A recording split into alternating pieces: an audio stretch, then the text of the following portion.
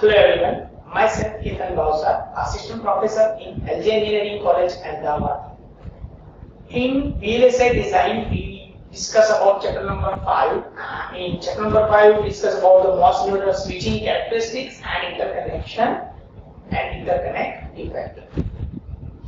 Now, in previous session, we already discussed about the cascading time of the CMOS and what exactly the role of cascading time of CMOS in real-time applications, and also we have discussed about the different types of capacitance calculation in previous session in terms of the parasitic capacitance.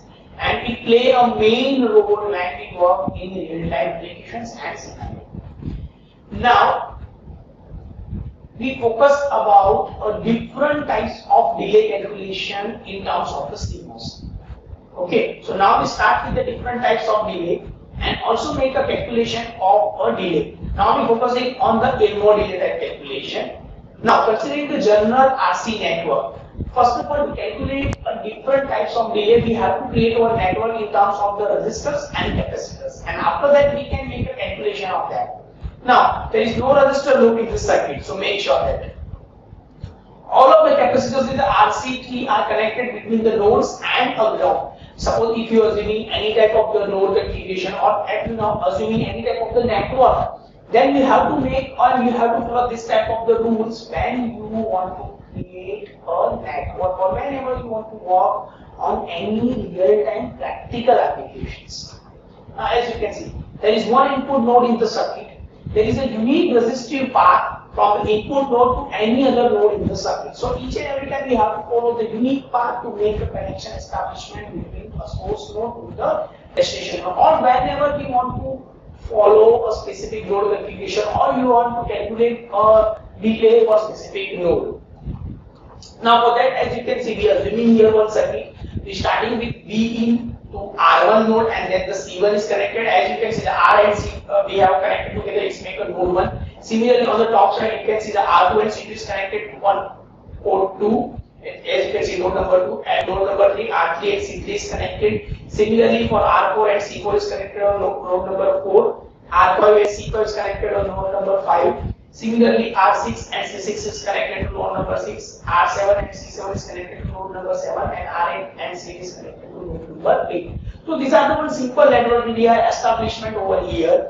And for the node is connected to 3, 4 and 5, 2, and similarly the node number 1 is connected to 6 and 7, 8, 2. So as you can see, if you have to reach on node number 5, then you have to follow the route like 1, 2, 4, 5. And if you want to follow the route for 3, then we have to follow 1, 2 and 3. So these are the different routes it required, or we have to make a calculation of them when we want to calculate a specific node configuration.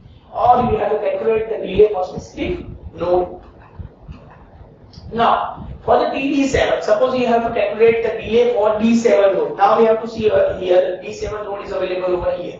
So if you have to calculate the delay for node 7, then what exactly we have to follow? We have to follow the R1 plus C1, R2 plus C2, as you can see, R1 plus C1, R1 plus C2, R1 plus C3, R1 plus C4, R1 plus C5, R1 plus R6 into C6, R1 plus R6 plus R7 into C7, R1 plus R6 plus R7 into C3. Now we go into the depth and see each and every variation on site. R1 C1 for node 1, R2 C2 for node 3, and R1 C3 for node 3, as you can see. Now if you want to calculate the C4, the C4 is available over here, C4. So R1 and C4, because we are not connected right now with the node 3, then similarly, as you can see, R1 plus R6 for C6. R1 plus R6 means we have to come here, R1 plus R6. Then again R1 plus R7 and plus R6, because R6 is connected sequence with R7 node, so C7. Similarly, R1 plus R6 plus C7 for C8. Now, if you want to calculate the delay for tau D5, then R1 plus C1 plus R1 plus R2 into C2 plus R1 plus R2 into C3 plus R1 plus R2 plus R4 into C4 plus R1 plus R2 plus R4 plus R5 into C5, R1 into C6 plus R1 into C7 plus R1 into C8. Now this configuration is derived from this particular network establishment, as you can see from the starting set, R1 into C1, then R1 plus R2 into C2, then again we have to calculate for R1 plus R2 into C3, then now go on fourth side, as you can see, R1 plus R2 plus R4 into C4. Now again we have to calculate similarly for R1 plus R2 plus R4 into C5. Here we are not considering the R3 node because R3 node is totally independent if you want to calculate the delay over here, because it is connected to the node number 2 only, it is not connected to node number 3. So as you can see, then R1 plus C6 is also a different configuration because it is not in this particular loop configuration, it is on bottom side. So R1 into C6 into specific, then R1 plus C7 and R1 into C8. So these are the configuration, as you can see, whenever you want to calculate the tau delay configuration in terms of the elbow delay time. Now, a specific general RC network, as you can see for the RC network configuration or for the RC leader network, tau d is equal to summation of x, j is equal to 1 to sub n to c of j, summation of I is equal to 1 to j into R of network. So these are the mathematical terms required when we want to calculate a delay estimation for the resistors and capacitor network, and for that we have to calculate a delay network configurations, and finally after applying the mathematical we are getting the equation of tau dn is equal to RC by 2 for n tends to infinite terms. Means it based on the network that you have. If you have a node of 5 nodes, 6 nodes, 7 nodes, 8 nodes, so we can calculate with help of this node configuration based on the network that we have. Okay, so for that we have to apply the different types of mathematical expression and different types of mathematical terms to calculate the overall delay estimations for a specific node. As you can see, V is equal to R1 into C2, R2 into C3, R3 into C3, Rn into C. So these are the network is establishment in terms of the elbow delay calculation, because as you can see, whenever we add different types of capacitors, we have to add the value, and suppose we have a node from the different tree that you have to make mathematical terms in terms of the addition, or else you have to make a multiplication terms. So these are the terms is play a main role when we work in real-time applications.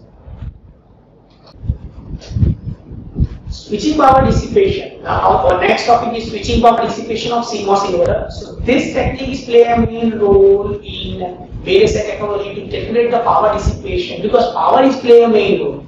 And if you want to calculate the switching configuration, or if you want to calculate the switching inverter based concept, whenever the switching is establishment, then what exactly effect is produced inside a MOSFET that we can calculate with the power dissipation factor. And these are the main parameters in VLSI technology. As I already told you, we have size, power, performance and cost parameter. Now the switching power dissipation calculation, as you can see in this particular diagram, we are taking a simple example of the CMOS. PMOS is connected, NMOS is over here, output is connected to the C-load configuration. So PMOS is connected to the negative configuration, NMOS is connected with the positive configuration chart. So PMOS is connected with the VDD and NMOS is connected with the ground terminal.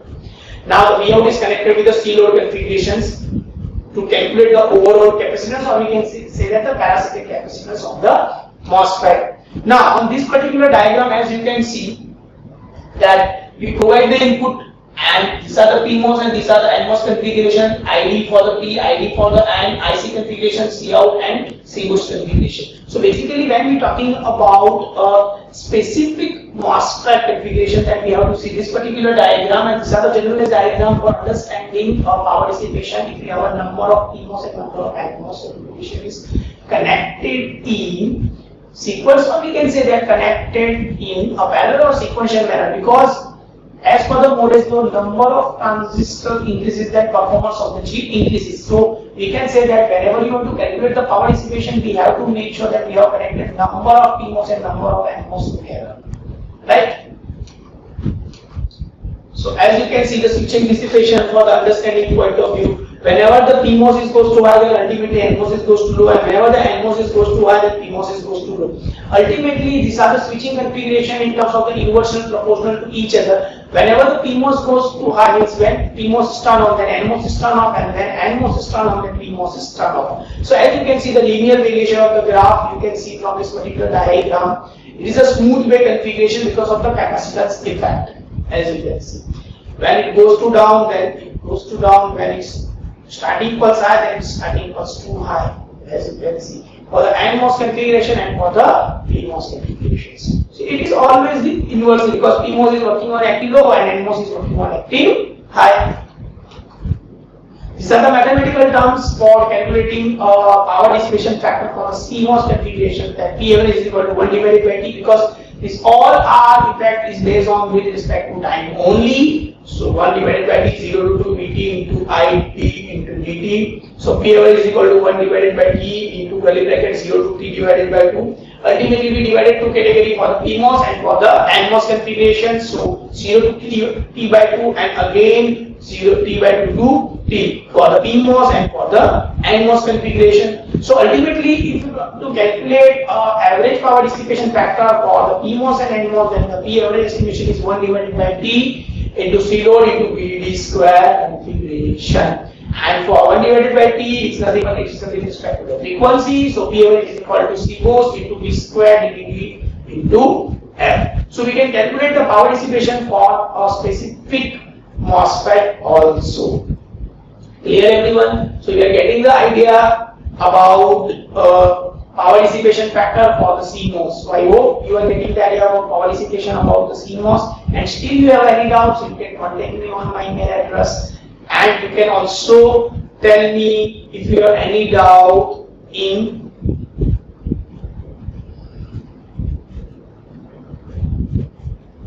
So thank you very much for this session, and if you have any doubt, then you can contact me on my email.